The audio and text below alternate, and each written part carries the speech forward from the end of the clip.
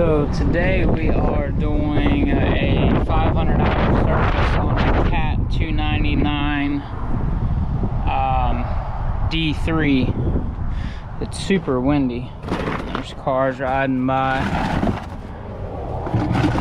shit flying everywhere. But we're gonna start out with the final drive. It's kind of a pain in the ass to do by yourself just because you have to line these up. This is going to be your drain and your fill plug. You basically open that one up to create a vacuum. They're supposed to take 1 quart. Just make sure that you heat them up first. And I don't know if this is just on newer machines, but Cat does actually require you to take a sample at the 500-hour service. So you have to sample both final drives.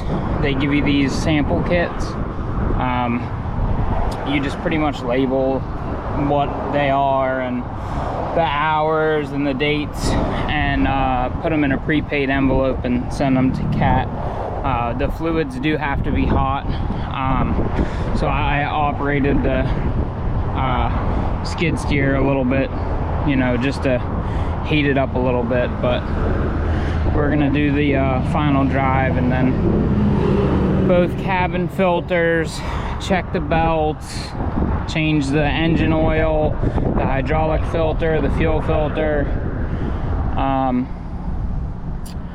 know I'm forgetting something else. You know, grease all your grease fittings if your operator isn't greasing them. I think that's it. Yeah, 2 cabin filters, 2 air filters, oil filter, engine oil, both final drives, hydraulic filter, fuel filter. Yeah, I think that's it.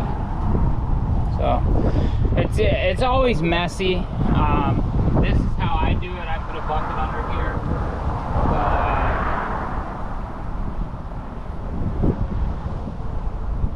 But, you know, there's no one way to do it. You can do it how you want to do it. You know, and if you're not doing a 500-hour service, I don't believe you have to do the samples.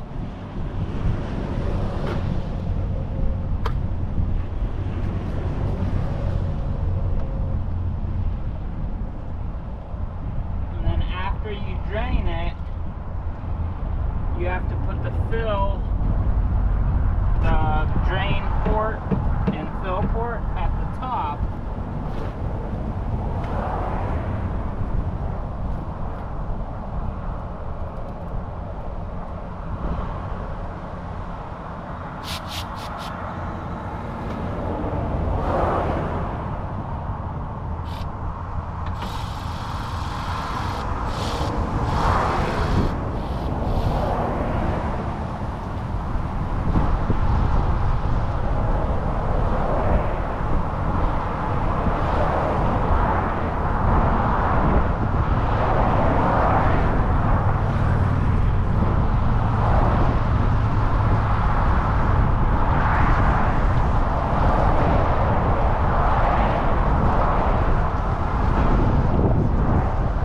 So windy, it's crazy.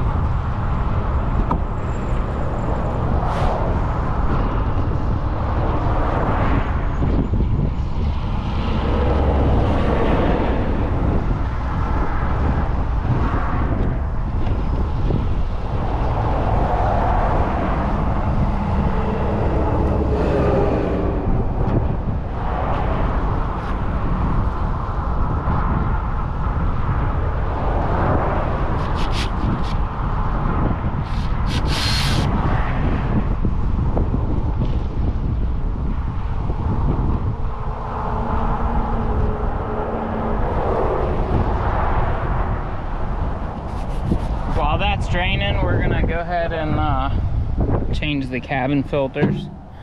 I like to let it drain a little bit first. Let it sit there and drain rather.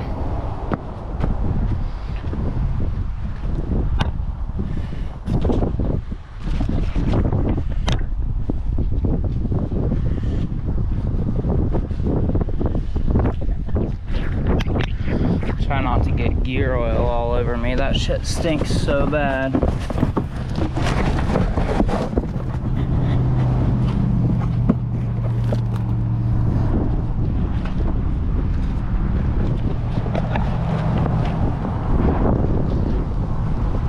Depending on how dusty this is, we might have to blow it out, but we'll see. I usually always bring a blower with me, but here is where the one cabin filter is. If I can get the camera to stay up.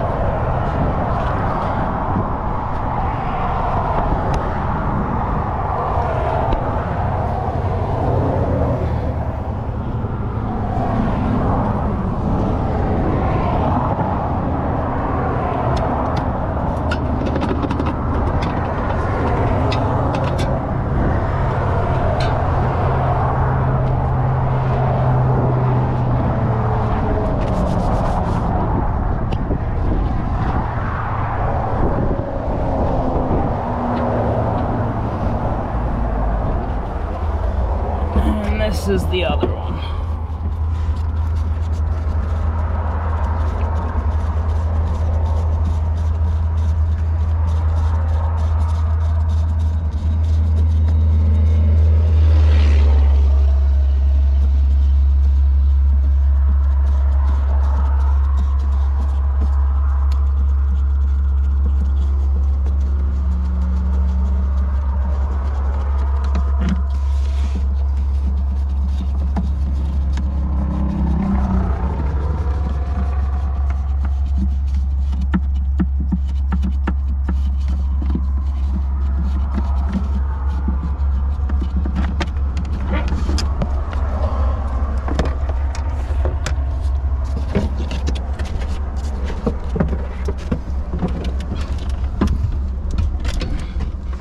It's not too bad in there, but we're gonna blow it out anyway.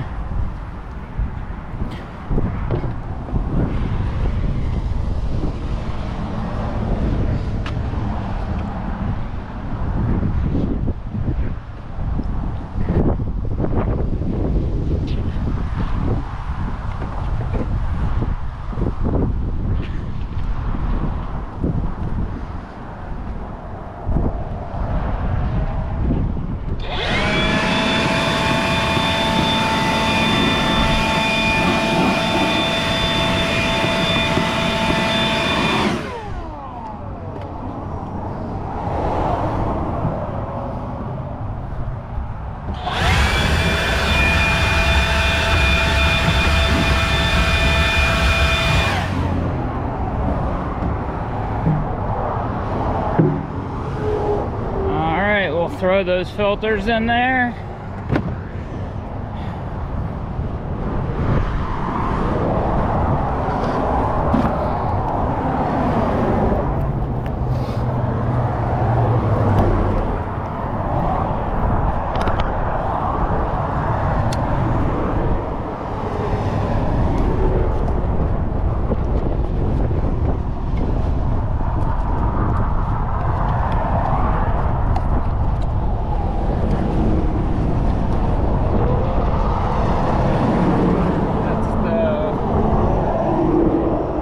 That's the smaller one, but let's make sure.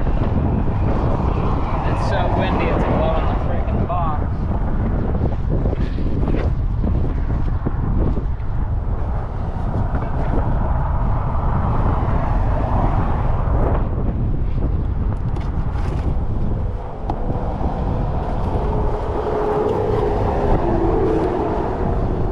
This is the small guy right here.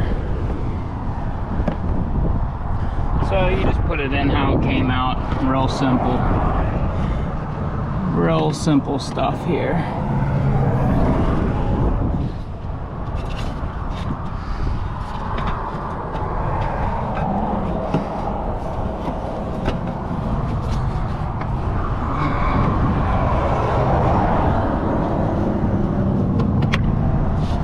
Make sure you lock it. Make sure you close your knife. Safety first, then teamwork.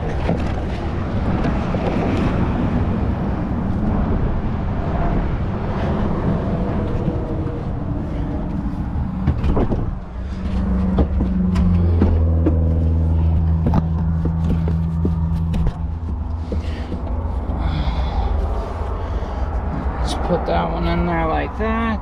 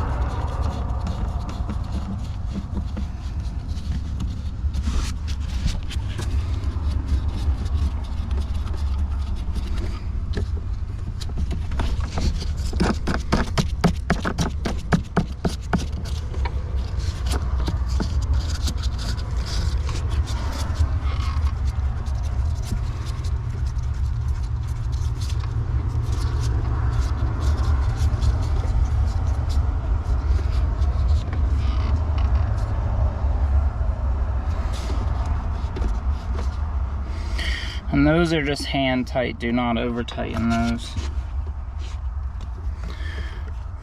Put his air filter back on.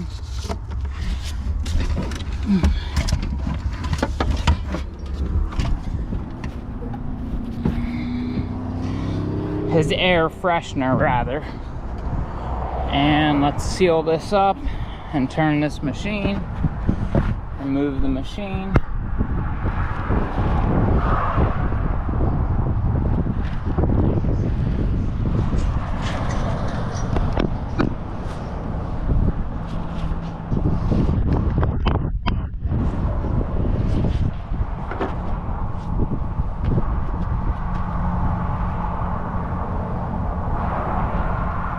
There's a little bit of metal.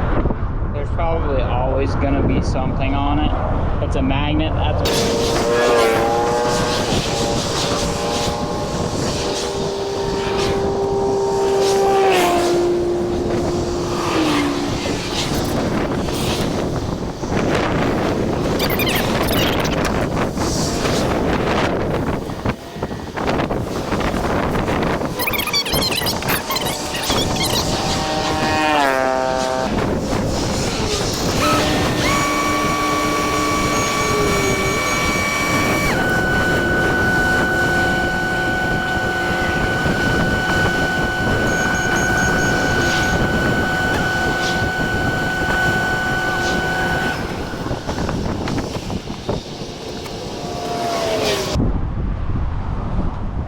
Pre-cut the hole on it.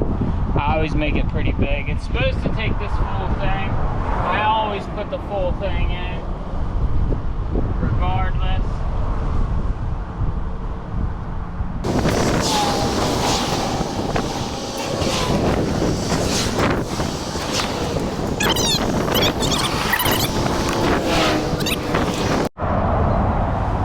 So we just finished up the 500-hour service.